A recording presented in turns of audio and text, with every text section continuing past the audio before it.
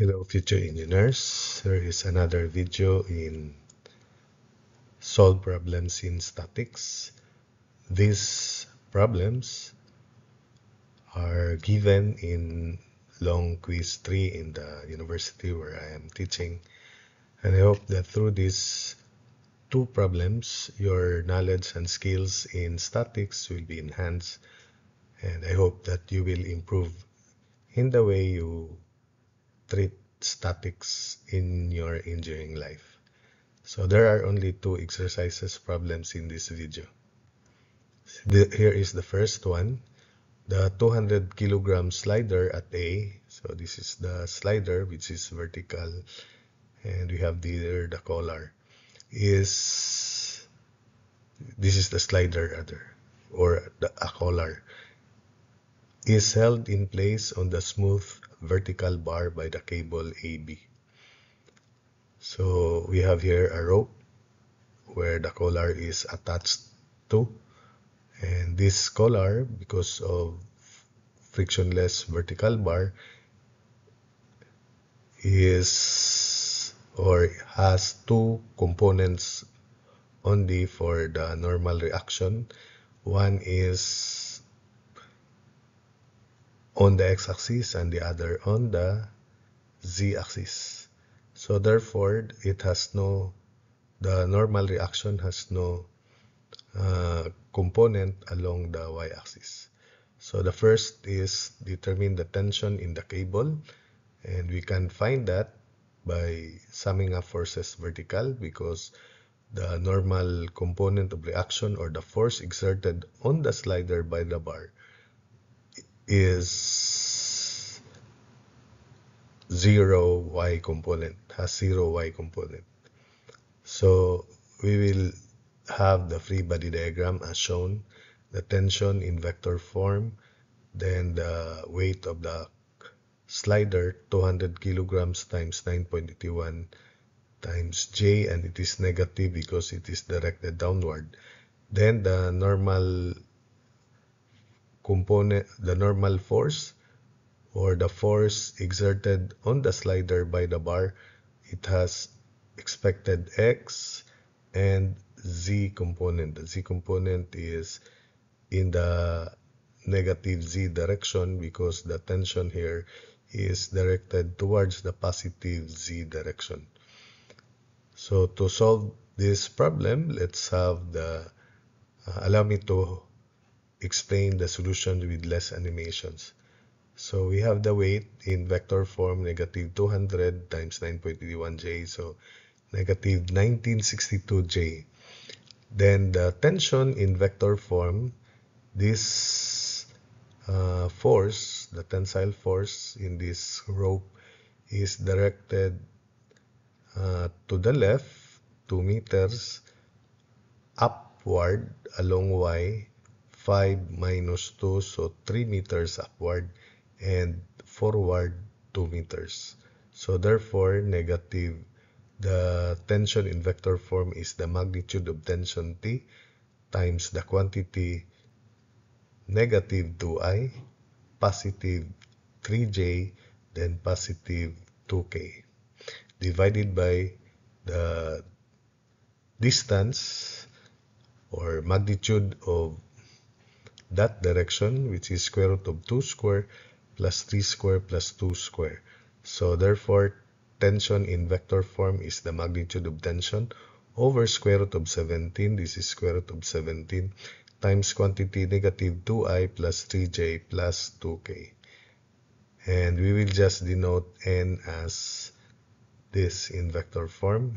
Remember, it has no y component, therefore it has only z and x and z components. So summation of all forces is equal to 0 because this is a problem in equilibrium. The slider will remain at rest. So we have t in vector form plus n in vector form, then plus the weight of the slider, negative 1962J equals 0. So substitute the value of t. This is t then plus n minus 1962j equals 0.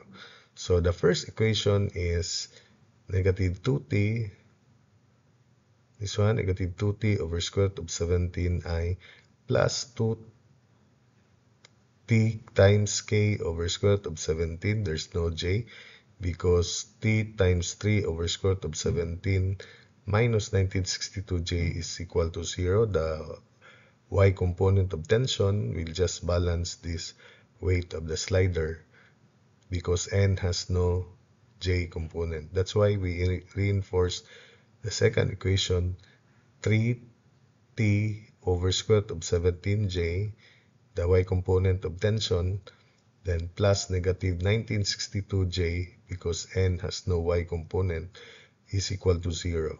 So cancelling out or divide everything by the unit vector j, so j will be out. We can now compute the tension, which is 1962 times square root of 17 over 3, and that is 2696.5 newtons. We then express the answer in vector form for the tension, going back to this expression for tension, so 2696.5 newtons over square root of 17 times the quantity negative 2i plus 3j plus 2k. So tension can now be answered. It is equal to quantity negative 1308i plus 1962j plus 1308k newtons. Substitute into equation 1 to derive n, the answer to part B, the force exerted on the slider by the bar. Then we'll have n equals, or negative 2 times 2696.5, which is negative 1308i, then plus 1308k, which is this, plus n equals 0. Therefore, n is 1308i minus 1308k newtons. So that's it for this problem. That's the force exerted on the slider by the bar in vector form, the normal force. So for the second problem, the force F equals 12 kilonewtons, the magnitude of this force F here. A structural engineer determines that the magnitude of the moment due to F about P should not exceed 5 kilonewton meter. So what is the acceptable range of the angle alpha? Assume that 0 degree is less than equal to alpha, less than equal to 90 degrees. So there should also be a nice question here about alpha, but it exceeds 90 degrees. The good question here would be the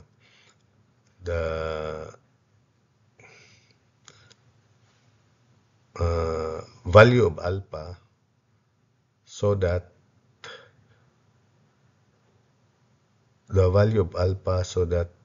this restriction about moment of 5 kilonewton meter is just the minimum value, and the idea there is F should be perpendicular to this distance here. So one idea would be the minimum value of F without exceeding this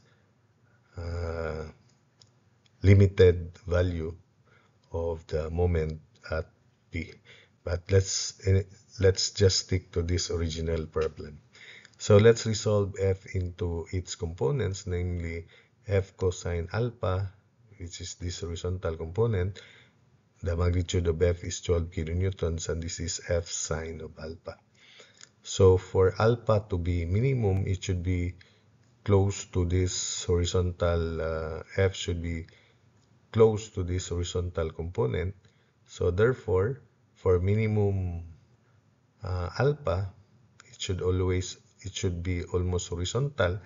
The moment caused by F cosine alpha should be greater than the moment caused by F sine alpha about P. So that is, for minimum alpha, the restriction of 5 kilonewton meter should be clockwise. So this is either clockwise or counterclockwise coupled. But the idea is for minimum alpha, 5 kilonewton meter should be clockwise, so that it should agree with this, the moment of this component of force F cosine alpha, so that F is almost horizontal. So that gives alpha minimum. So the equation therefore is summation moment about P equals 0. So F cosine alpha times 1 minus F sine alpha times 2 is equal to 5 kilonewton meter. It should be clockwise. Net moment should be clockwise. So F 12 cosine alpha times 1 minus 12 sine alpha times 2 equals 5 clockwise. Then simplifying 12 cosine alpha minus 24 sine alpha equals 5. So the traditional solution to this problem is you transpose negative 24 sine alpha to the right and replace cosine alpha by 1 minus sine square alpha, giving the equation just sine alpha as the unknown, and it will be quadratic equation complete by squaring both sides. But because your calculator, high-tech calculator, is allowed to solve this equation, then you can do that by estimating the value of alpha. Supposedly this is by trial and error, but your calculator is capable of determining the angle alpha from this equation here. So alpha is equal to 15.83 degrees. For the second part, for maximum alpha, the inclination of F should be close to F sine alpha. The moment caused by F sine alpha should be greater than F cosine alpha. So that is 12 sine alpha times 2 minus 12 cosine alpha times 1 should be equal to 5 kilonewton meter. And this time it should be counterclockwise because the moment of this vertical component of force is counterclockwise. So for maximum alpha, 5 kilonewton meter should be counterclockwise. So summation moment about P equals 0, 12 sine alpha times 2 minus 12 cosine alpha times 1 equals 5. Simplifying, 24 sine alpha minus 12 cosine alpha equals 5. Solving this equation again using your high-tech calculator, alpha is equal to 37.30 degrees. Therefore, 15.83 degrees is less than equal to alpha, and alpha is less than equal to 37.3 degrees, 30 degrees. So that's it for this video.